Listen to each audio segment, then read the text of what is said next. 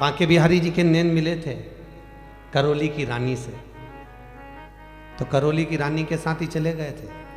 और वृंदावन के लोगों ने बांके बिहारी को ढूंढा, बहुत ढूंढा, तब मालूम पड़ा कि करौली की रानी के साथ भाग गए। बिहारी जी को लेकर आए तो बिहारी जी के मंदिर में मीटिंग रखी गई कि बिहारी जी के बार बार नैन मिल जाएंगे, हर किसी के साथ भाग जाएगा, करे क्या? तो कहा एक पर्दा लगा दो, एक पर्दे वाला लगा दो, बार बार पर्दा बंद चालू करेगा तो बिहारी जी का नैन नहीं मिलेगा। तब से वृंदावन के बांके बिहारी को पर्दा होने लगा। केवल नयन, मीरा कह रही है कि एक क्षण की जो दृष्टि मिलती है, एक क्षण का जो नयन मिलता है, एक क्षण अगर परमात्मा से तुम्हारा संग होता है, बस एक क्षण में तुम परमात्मा के हो गए और परमात्मा तुम्हारा हो गया। ये भाव तुम्हारा होना चाहिए। ये नहीं कि 24 घंटा बैठे हो, भगवत भजन में बैठे हो, लीन रहते हो और दिन भर मंदिर में बैठे हो। मंदिर में बैठे हो तो क्या कर रहे हो? लौकिक चर्चा चल रही है, भगवत चर्चा चल रही, तो मंदिर बैठना होता है। भाव से अगर भगवान, एक सास को जाना था, उसको जाना है, उसके भतीजा की शादी है,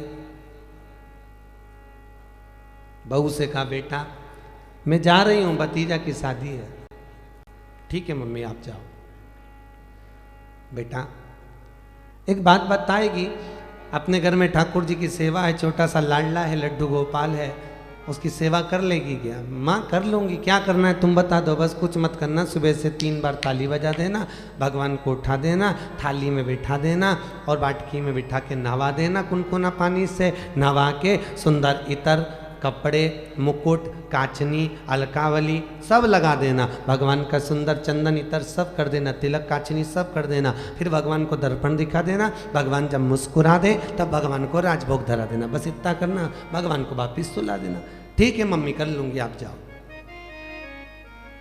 बहू ने हाँ भर ली, सास चली गई। बहू सुबह जल्दी उठी, जल्दी उठ के उसने नहा धो के 3 बार ताली बजाई, भगवान को गद्दा रजाई में से उठाया, उठा के धीरे से भगवान का मुंह पोंछ के नहवाया, नहवा के सुंदर मुकुट, काचनी, कपड़ा सब पहनाया, पहना के बिठाया और बिठा के दर्पण दिखाया। पर दर्पण दिखाया तो भगवान मुस्कुराया नहीं।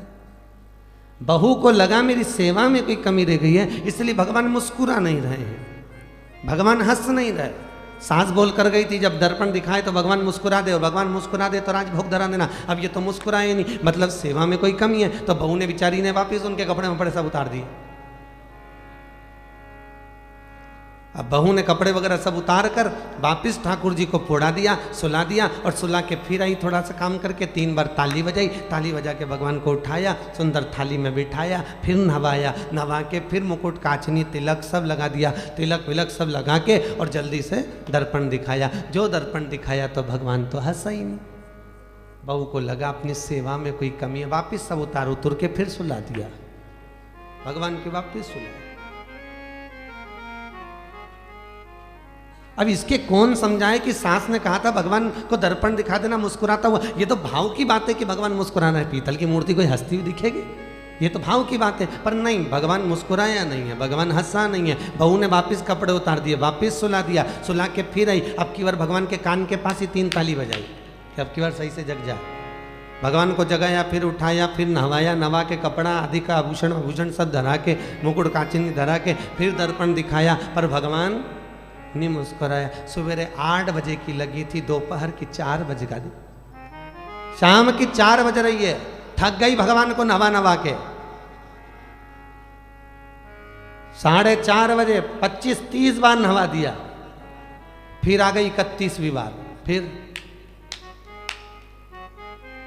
नवाया, फिर कपड़े पहनाए, फिर मुकुट काचनी पहनाई। भगवान को लगा सुबह से केवल नवा रही है, कहीं खवा तो नहीं रही है। 30 बार नवा दिया, 31 बार नवा देगी। सुबह से केवल नवा ही रही है और कपड़ा पहनाती, फिर सुला देती। भगवान ने मन में सोचा अगर कुछ खाना है, राजभोग अरोगना है तो हंसना पड़ेगा। अब की बार ये मेरे को नहवाएगी और नहवा के कपड़ा पहनाया और दर्पण दिखाया तो मैं तो पहले ही हंस दूंगा, नहीं तो फिर नहवा देगी। अब की बार बहू ने जो दर्पण दिखाया, इतने में तो भगवान मुस्कुरा दिया, और पीतल की मूर्ति में से भी तो दांत नजर आ गया, पीतल की मूर्ति में से भी।